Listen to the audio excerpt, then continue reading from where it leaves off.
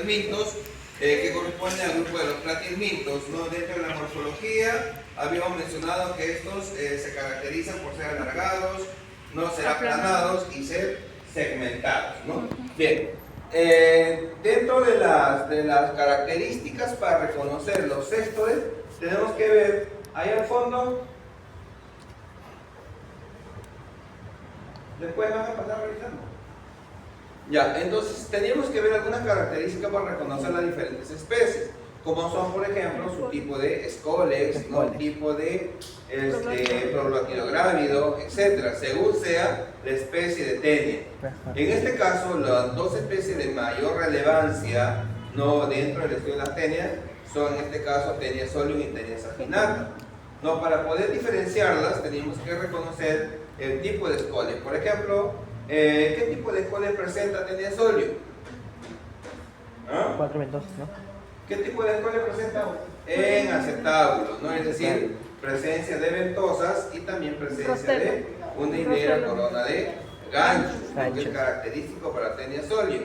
Y para Tenia saginata, en este caso, tenemos escoles tipo inerme, no solamente presenta, en este caso, ventosas, ¿no? Ventosas. Bien, son estructuras de fijación que presentan estas tenias. Aparte, dentro de la morfología, teníamos que describir que estas presentan un estróbilo, ¿no? ¿Cómo está conformado su estróbilo? Por proglótidos. Por proglótidos inmaduros, maduros y grávidos, con las características que ya hemos mencionado para cada uno de ellos, ¿no? Entonces vamos a ir viendo, ¿no? La descripción de manera general. Vemos acá la característica general para cada uno de ellos. Vemos la morfología, ¿no? Acintado, aplanado, segmentado. Y en cuanto al tamaño, también van a diferir según sea la especie. Vemos acá las formas para reconocer y diferenciar ambas especies, es decir, entre Tenia solium y saginata, por el tipo de escoles y también por el tipo de proglótidos, que se van a diferenciar por la cantidad de ramas uterinas que puedan presentar en los proglótidos grávidos. Bien, para el tema del diagnóstico habíamos mencionado también que la observación de los huevecillos no es de relevancia, ¿no? Porque los huevos son muy idénticos, son similares para ambas especies, ¿no? Con una cubierta externa no radiada, un borde radiado, y en el interior vamos a ver, ¿no? Un embrión hexacanto con 6 ganchos. En el ciclo biológico para la Tenia solium o Tenia saginata viene a ser un ciclo biológico heteroxeno, ¿no? En este caso presenta huésped intermediario, que sería el cerdo para solium y el ganado vacuno para saginata, ¿no? En este caso, cuando la persona, ¿no? alberga la forma adulta, estamos hablando de qué patología. ¿De qué patología estamos hablando cuando alberga la forma adulta? Teniasis. De teniasis, ¿no? Vamos a hablar de cisticercosis, pero en otro capítulo, ¿no? Vamos a ver, en este caso tenemos que ver cuál es el mecanismo de transmisión, la forma infectante, la fase infectante, cómo nos infectamos, etcétera, etcétera, todo lo que tiene que ver con el cuadro de teniasis. Bien, la otra tenia que habíamos visto es el Diphyllobotium pacificum o también Diphyllobotium lato, que son muy similares. En este caso, su escolex es peculiar solamente para esta especie. No hay ninguna otra especie que tenga el mismo tipo de escolex o el mismo tipo de huevo, porque su huevo de Diphyllobotium también son únicos para la especie, ¿no? En este caso, su escolex, ¿qué tipo de escolex presenta? Un escolex tipo botrio, ¿no? Un escolex tipo botrio, que esto se abre para poder adherirse en la superficie de la mucosa. El Diphyllobotium, ¿con qué problema patológico está asociado en los seres humanos? ¿Con qué problema patológico? Con la deficiencia de vitamina B12, ¿no? Más que todo está asociado con ese cuadro, ¿no? Es decir, el paciente que está haciendo cuadro de difilobotriasis, entonces va a tener ese problema de la deficiencia de vitamina B12, ¿no? Vemos acá en la morfología, ¿no? La característica de la forma adulta. Vemos el escolex del adulto, la característica de su huevecillo, que es ovalado con un opérculo en la parte anterior, y su proglótido grávido, ¿no? A diferencia de las otras tenias, esta tiene, ¿qué cosa? Su poro genital en la parte ventral, ¿no? Y además sus ramas uterinas no son laterales, sino están dispuestas a manera de una roseta, ¿no? Bien, en el ciclo biológico intervienen varios huéspedes intermediarios.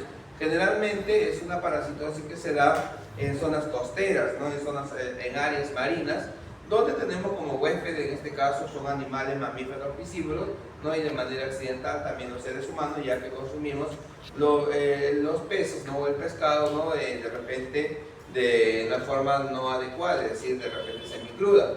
Cuando los seres humanos o los animales piscívoros, ¿no? Mamíferos piscívoros, en este caso albergan la forma adulta, el cuadro se conoce como difilobotriasis, ¿no? Y el adulto llega a la forma, ¿no? El proglótido grávido llega a la forma madura y empieza a eliminar los huevecillos. Estos huevecillos tienen que caer, ¿sí? Específicamente un pescado en general o solo peces marinos. Peces mayores. Para transmisión, digo que era por algunas porciones crudas.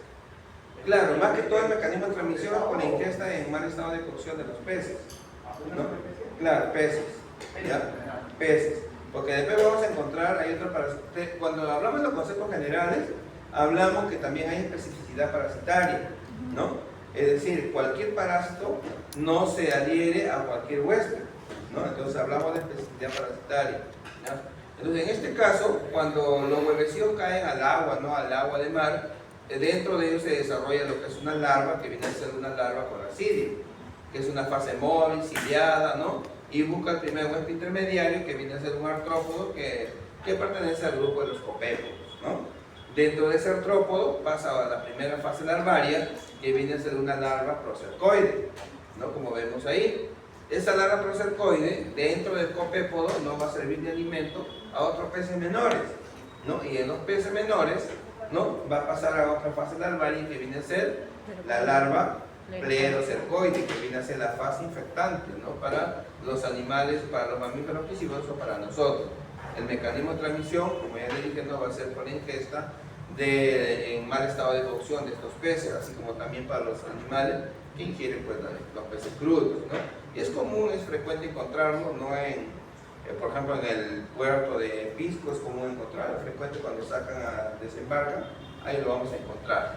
Entonces, más que todo la clínica de esta parasitosis está relacionada, pues, con lo que pueda afectar al paciente, ¿no? Por la deficiencia de vitamina B12.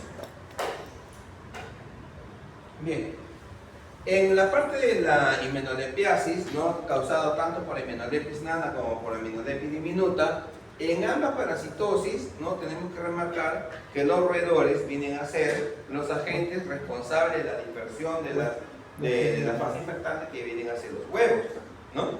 En este caso, para el caso de Hymenolepis nana, ¿no? ¿Cómo lo reconocemos? ¿Cómo reconocemos, cómo hacemos el diagnóstico para Hymenolepis nana? Mediante el reconocimiento de sus huevecillos, ¿no? ¿Qué aspecto tiene sus huevecillos? No tendrían su... ¿Qué presentan? ¿Cómo se llama? Presentan filamentos polares, ¿no? Sus huevecillos presentan filamentos polares, a excepción de Hymenolepis diminuta, que no tiene carece de filamentos polares, como vemos acá, ¿no? Ajá. ¿Qué tipo de escoles presenta Hymenolepis nana? Colex. Un escole Cuatro- tipo, Inerme. Sin ganchos, con 4 ventosas. tiene ventosa y tiene una protuberancia con gancho. Ah, ya. ¿Ah? Es igual que la tenía. ¿Qué tipo de escoles? ¿Otro? ¿Ah? Igual que la tenía. Acetábulo, pues. Acetábulo, ¿no? acetábulo. Y sus huevecillos que son característicos para este grupo, en este caso por la presencia de filamentos polares que presentan a los extremos donde está la oncósfera. El ciclo biológico, que es muy similar al de Hymenolepis diminuta. En este caso, para Hymenolepis nana, la fase infectante tanto para los roedores como para nosotros pueden ser tanto los huevecillos de manera directa, o también puede ser la larva citicercoide, que puede llegar a través de un artrópodo X, ¿no? De manera accidental hacia nosotros o hacia los roedores. Cuando estos huevecillos ingresan, llegan al intestino delgado, ¿no? Se libera lo que es la larva, la oncósfera, y tiende a desarrollar la forma adulta, ¿no? En este caso el paciente hace el cuadro de himenolepiasis. Más que todo, la himenolepiasis está asociada a una deficiencia nutricional que puede causar en el paciente, ¿no? Y sobre todo también acá es un indicador muy importante, en este caso de las zonas o áreas donde existan roedores. Pero la fase infectante, como decía, para Hymenolepis nana puede ser tanto el huevo de manera directa, como la larva citicercoide de manera indirecta. Para diminuta es muy similar, como vemos acá diminuta, ¿qué tipo de escoles tiene? ¿Qué tipo de escoles? 4 ventosas y gancho, ¿cómo se llama? Inerme, ¿no? Inerme. Inerme. Gancho. Y sus huevecillos carecen de Filamentos polares. carecen de filamentos polares. Los huevecillos tanto de nana como de diminuta son casi idénticos, no solamente se van a diferenciar por la carencia de filamentos polares, nada más, y después es muy similar. El ciclo biológico, en este caso, También por ¿no? Para la inmunodeficiencia causada por Immunolepis diminuta, la fase infectante necesariamente tiene que ser una larva citicercoide que se encuentra en el interior de un artrópodo, ¿no? En el interior de un artrópodo que de manera accidental puede llegar tanto a los roedores como a los seres humanos. El dipilidio canino, también conocido como la tenia del perro, ¿no? Porque es el huésped definitivo, o también en este caso de los gatos, ¿ya? Causante de la dipilidiasis en los seres humanos de manera accidental. Como vemos acá, lo que es la morfología y reconocimiento, tanto el escolex, ¿no? De la forma de su proglótido, ¿no? Que viene a ser una forma ovalada, ¿no? Como vemos, semejante a una pepa de melón, ¿no? O de zapallo. Y esto es lo que vamos a ver el día de hoy. Vamos a ver parte del proglótido grávido, como ven ustedes acá. Y luego al aumentar de tamaño vamos a poder observar estas estructuras ovaladas, ¿no? Que encierra a los huevecillos. Esto se conoce ¿con qué nombre? ¿Con qué nombre se conoce todo esto? Con el nombre de cápsula ovígera, ¿no? Cápsula ovígera. Esta cápsula ovígera se queda en la zona perianal del perro o del gato, la cual es consumida ¿por quién? Es consumida por las larvas de las pulgas, ¿no? Es consumida por las larvas de las pulgas, como vemos acá, ¿ya? En el interior de las larvas, ¿no? Estos huevecillos van a pasar a diferenciarse en larvas citicercoides, ¿no? Estas larvas citicercoides siguen hasta la forma adulta de la pulga y ahí se mantienen. Si nosotros ingerimos de manera accidental, ¿no? Esta larva citicercoide, nos vamos a infectar, por ejemplo, también los perros y los gatos. Bien, hasta ahí llegamos a la parte de céspodes. Ahora vamos a revisar lo que hemos hecho el día de hoy, o lo que ustedes han hecho.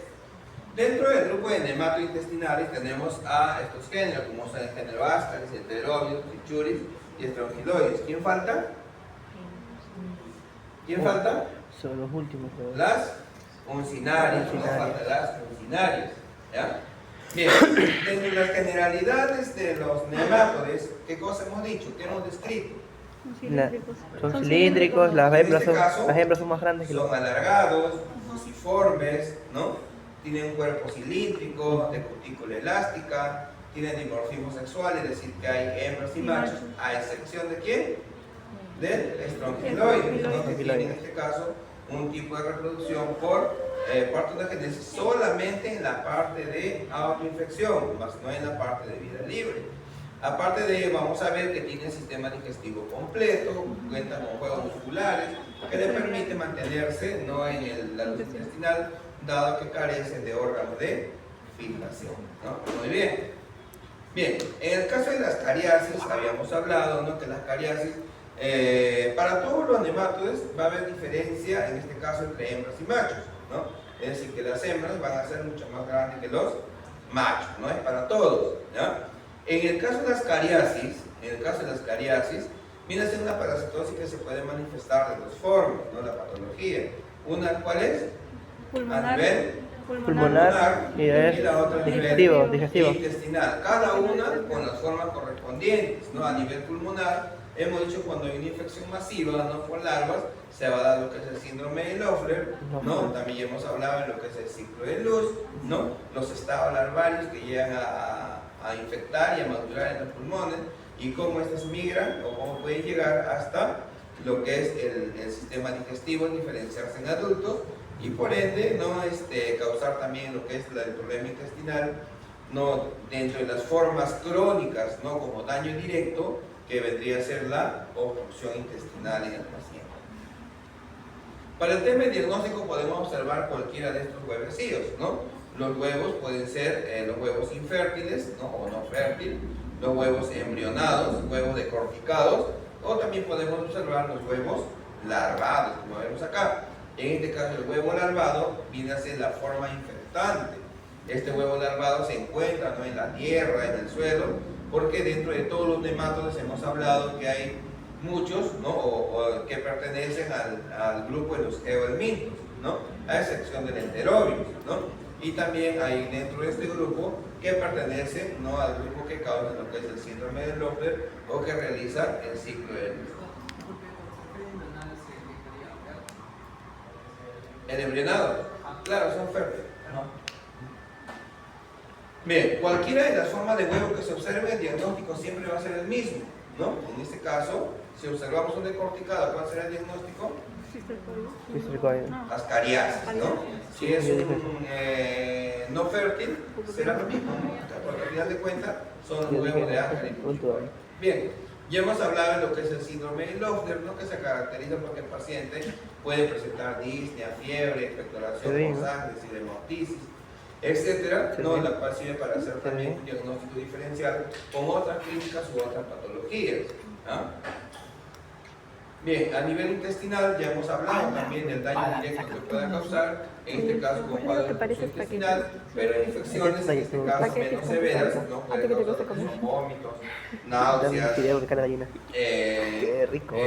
dolores tipo cólico, etc., ¿no? Pero la forma más grave, ¿no?, por el daño directo causado por esta parasitosis, vendría a ser un cuadro de obstrucción intestinal. Vemos acá el ciclo biológico, que ya lo hemos mencionado, lo que ustedes creo, bueno, confundieron allá, pusieron otro ciclo biológico, ¿no? Como vemos acá, un paciente con ascariasis, es decir, con adultos hembra y macho a nivel del intestino delgado, ¿no? La hembra fecunda elimina los huevecillos y tiene que caer en los suelos húmedos para que pueda completar su ciclo biológico, es decir, para que pueda madurar, porque si no, no habría, no se completaría el ciclo, ¿no? Miren ustedes acá, embrionan, maduran y se larvan, ¿no? Estos huevos larvados, cuando ingresan al huésped, ¿no?, lo primero que hacen es llegar al intestino delgado. Se libera la primera fase larvaria, que vendría a ser la larva L1, ¿no? Atraviesa la pared intestinal y se dirige hacia dónde? Los pulmones, se dirige hacia los pulmones, ¿no? Y ahí va, en los pulmones va a ser todo lo que ya hemos hablado. L2. Con la expectoración, miren ustedes, va a pasar de la vía respiratoria hacia la vía digestiva. Esto se conoce como ciclo de luz, ¿no? La transición, el paso de la vía respiratoria a la vía digestiva se conoce como ciclo de luz, llegando nuevamente al intestino delgado y se van a diferenciar en hembras y machos, y el ciclo de esa manera se repite. Para enterobios reviculares, también conocido como oxiuros, viene a ser alguna de las parasitosis, no bastante endémica, con bastante incidencia, bastante prevalencia, dada la facilidad de transmisión que tienen los huevecillos, ¿no?, porque son altamente lábiles, entonces muy fácilmente se pueden dispersar. La importancia de esta parasitosis radica en las consecuencias o secuelas que puede traer en el paciente infectado, ¿no?, es decir, en los niños. Uno, que va a causar, pues, deficiencia a nivel del estado nutricional, de desarrollo; otro, la deficiencia a nivel de educación, de colegio, ¿no?, deficiencia nutricional, etcétera, etcétera. No, más que todo se trata por las secuelas que puede traer en el paciente infectado. Vemos acá, para el tema del diagnóstico se realiza mediante la técnica de Graham, ¿no?, también conocido como técnica de la cinta Koch o técnica de la cinta adhesiva, ¿no?, donde en este caso la toma de muestra, ¿qué hora lo vamos a realizar? En la madrugada, ¿no?, dado que la hembra migra durante toda la noche, llega a la zona perianal, y deja sus ¿no?, huevecitos. deposita los huevecillos y se fija ahí, en este caso, con una sustancia pegajosa, lo cual causa una reacción alérgica en el paciente. Es por ello que causa el prurito y los niños adultos tienden a rascarse, ¿no?, y de esa manera dispersan, pues, los huevecillos del oxiuro, como vemos acá. Bien, como vemos acá, es un ciclo simple, monoceno, y en este caso es una de las parasitosis, cuyo factor predisponente de mayor relevancia, ¿cuál es? El factor predisponente de mayor relevancia, ¿cuál es? El hacinamiento. Entonces, por ello que el tratamiento tiene que darse a nivel de grupo, entorno familiar, para poder controlar con uno o dos controles posteriores dado que estos huevecillos pueden quedar en las paredes, pisos, etcétera, ¿no? Y fácilmente nos podemos volver a infectar. Vemos acá lo que es la sintomatología, no más que todo está asociado con las molestias que puede causar el paciente, ¿no? Tanto lo que es la afectación nasal, grito anal, lo que es el bruxismo durante la noche, la irritabilidad, la irritabilidad, el rendimiento deficiente en el estudio, etcétera, ¿no? Entonces son las consecuencias que puede traer. Ahí a nivel intestinal no puede causar un cuadro de nutrición, dado que estos parásitos también se nutren de los alimentos que ingieren los pacientes, ¿no? Entonces va a traer un bajo desarrollo también en los niños. Bien, trichura también conocido como tricocéfalo, así lo van a encontrar. Este es un nematoide también, en este caso, que forma parte de los cavermintos, ¿o no? Sí. ¿Ah? ¿Forma parte del ciclo de luz? ¿Forma parte del síndrome de Löfler? Sí. Ya, Sí. entonces no. Entonces también habíamos hablado que casi todos los nematoides que estamos estudiando son de zonas tropicales, a excepción del enteróbio, ¿no? Del enteróbio.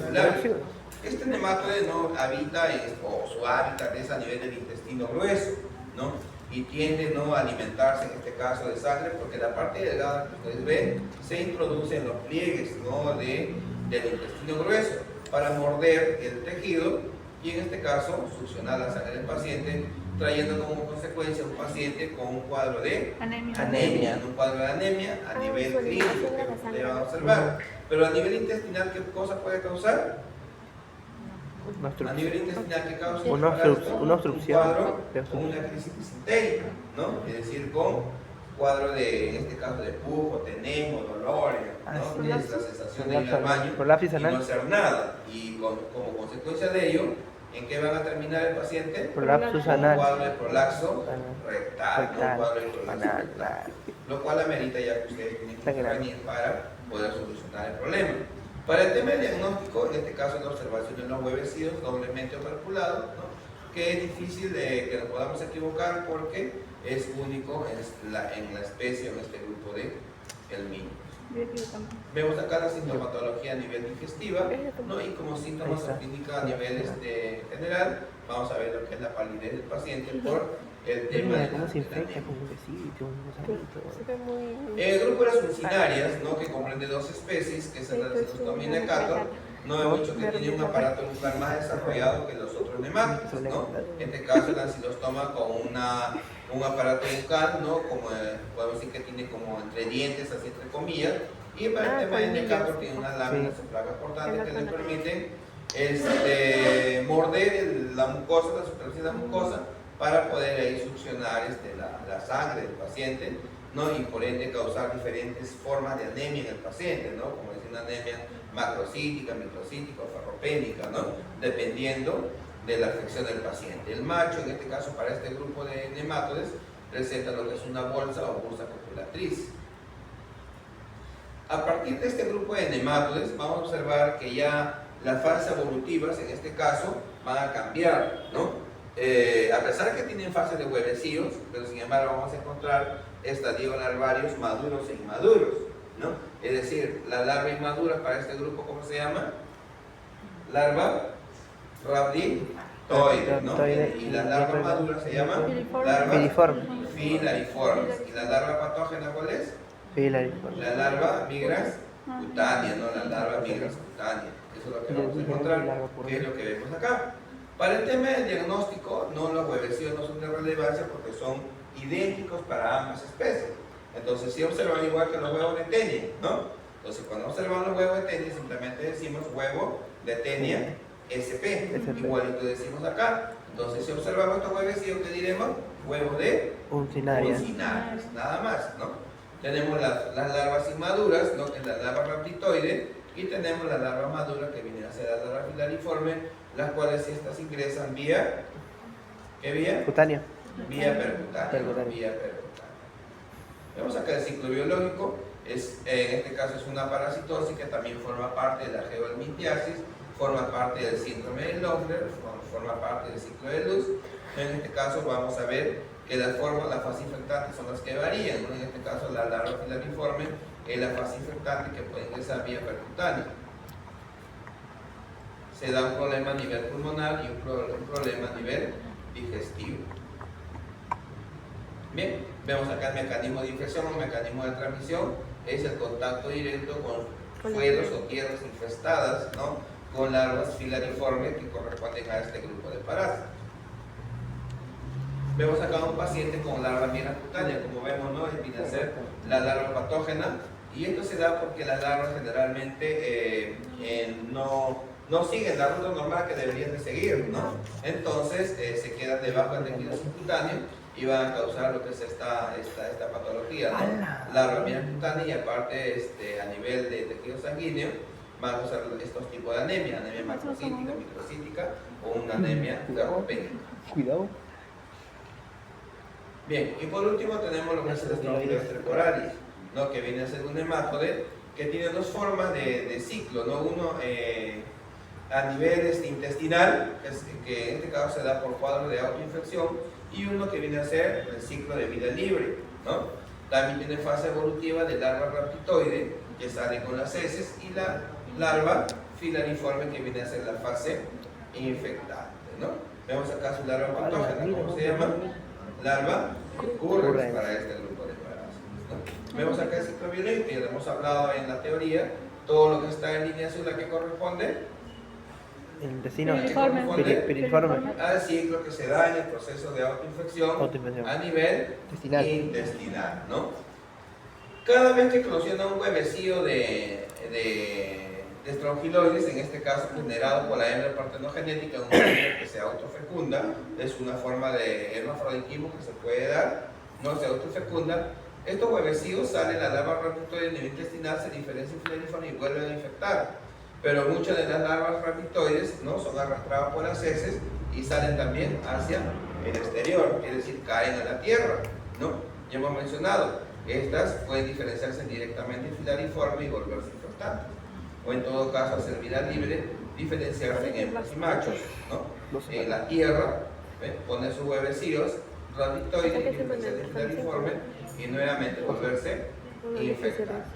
Igual que los otros nematodes que las ursinarias también realizan el ciclo. Ellos forman parte del melófler, ¿no? A nivel muscular, a nivel rectal. 7 por 8, 9. Vemos acá, 4, 5, 6, 7. por ejemplo, acá vemos el mecanismo de infección de la estrofiloriasis. ¿Qué vemos acá? La larva ramitoide que ha caído con las heces, ¿no? A la tierra, ¿ya? Esta larva ramitoide se puede diferenciar de inmediato en filariforme y volverse infectante, llegando a los vasos sanguíneos. ¿A dónde se iría de acá? Al pulmón. Se van hacia los Pulmones. ¿no? Se van hacia los pulmones para completar su ciclo, ¿ya? O en todo caso, se van a diferenciar en hembras y machos, ¿no? Ponen sus huevecillos, de los huevecillos salen las larvas raptitoides, filariforme y volverse infectante y volver a realizar el mismo ciclo. Ya no voy a explicar. Bien, la forma Ya lo voy a clínica que se hacer. puede presentar por esta parasitosis viene a ser el proceso de autoinfección que se da a nivel intestinal, la hiperinfección, en este caso cuando hay una sobrepoblación de estos parásitos, y tenemos la forma diseminada, en este caso, cuando se refiere a la invasión de larva filariforme, ¿no? En este caso, fuera del tracto gastrointestinal del pulmón. Bien, hasta ahí llegamos, jóvenes. ¿Preguntas? ¿Preguntas? ¿Ya? La forma adulta de una tenia, en la cual, bueno, le hemos puesto tenia solim por el tema de clase, no por el tema de examen, pero en realidad no sabemos si se trata de solium o saginata. Para ello, ¿qué cosa debo de considerar? El Escolex. Su tipo de escolex, El problátido grávido. su tipo de proglótido grávido. Eso me ayudaría bastante para decir si se trata de tenia solium o tenia saginata, pero a simple vista, como ustedes ven, es alargado, aplanado, segmentado, no me ayuda para nada, ¿ya? Bien, aparte, en torno a lo que es la tenia, ¿no? Cualquiera de las tenias, tenemos que ver qué cosa: su cuadro clínico, factores de riesgo para infección, ¿no? Su ciclo biológico, ¿no? Su huésped intermediario, etcétera. Todo lo que concierne a un cuadro de teniasis que pueda tener un paciente cuando alberga esta forma, ¿ya? En cuanto a los nematodes que tenemos acá, en este caso al grupo de los ascaroideos o ascaris, vamos a ver la diferencia que se puede dar. Para todos los grupos es lo mismo, ¿no? Siempre vamos a encontrar una hembra que es mucho más grande que el macho. Eso siempre se va a dar así. Y las hembras siempre son con sus extremos rectos, ¿no? Es decir, fusiforme. Como podemos ver acá, tiene un cuerpo cilíndrico con cutícula elástica, es decir, que la podemos estirar. Tienen aparato digestivo completo, sistema muscular, ¿no? Que le permite mantenerse en la luz intestinal. Y a diferencia de las hembras, los machos van a presentar en el extremo posterior, como ustedes ven acá, curvo, donde presenta ¿qué cosa? La espina o espícula copulatriz, que para todos los nematodes lo presentan, no a excepción de las uncinarias que presentan una bolsa o bursa copulatriz, ¿no? ¿Qué más debemos de encontrar acá en los ascaris, ¿no? Lo que hemos estado hablando, ¿no? La parte patológica, ¿no? La parte fisiopatológica que genera a nivel intestinal, a nivel pulmonar, ¿no? ¿Cómo haríamos el diagnóstico? ¿Cómo hacemos un diagnóstico diferencial? ¿Cómo evidenciamos la presencia de la parasitosis en este paciente? ¿No? En este caso, ¿cuáles son los factores que inciden en la relevancia de esta parasitosis? ¿Cómo diagnosticamos una parasitosis acá en la costa o en la selva? ¿En qué nos tenemos que basar para diagnosticar una parasitosis de este tipo? Y también para hacer el diagnóstico diferencial, ¿ya? Entonces hay muchas preguntas que encierran el entorno de cada parásito. Entonces eso lo tienen ustedes que manejar, ¿no? Porque de eso les va a venir el examen, ¿no? No es que simplemente qué es esto y qué forma tiene, ¿no? Entonces ya ustedes ya saben más o menos cómo es la modalidad de examen, ¿no? Y para ello tienen que estar preparados, ¿ya? Vayan viendo acá y luego pasamos a observar ese, ¿ya? Porque muy aparte de ello, luego vamos a observar su proglótido grávido que está en el microscopio de atrás, ya para marcar la diferencia con los otros proglótidos de otras tenes. En este microscopio vamos a observar un proglótido grávido de Taenia solio. ¿Cómo puedo decir que se trata de Taenia solio? Por la cantidad de ramas uterinas. Lo que está enfocado entre el puntero son las ramas uterinas, ¿no? Que son menos de 12 ramas que presentan ese proglótido grávido. Acá en este microscopio estamos observando lo que es el huevo de Diphyllobotium, ¿no? Que puede ser Diphyllobotium latum o también puede ser Diphyllobotium pacificum, ya que tiene una forma ovalada con un opérculo que ya se está secando ahí también. Acá observamos el huevo de Trichuris. ¿Cómo la reconocemos? ¿Cómo reconocemos el huevo de Trichuris? Por su cara convexa y... Cara convexa. No. ¿Cómo reconocemos el huevo de Trichuris? Por el doble opérculo, ¿no? Por el doble opérculo, ¿ya? Y acá en este microscopio vamos a observar los huevecillos de enteroides ramiculares, cantidad de huevecillos de enteroides ramiculares, ya, incluso está con la sintescos que se le ha tomado a un paciente, ya, de un niño infectado con enteroides. Vean ahí la morfología de los huevecillos. Mi hermano tenía eso. La cantidad de huevecillos, que son miles y miles de huevecillos que se puede captar en una toma.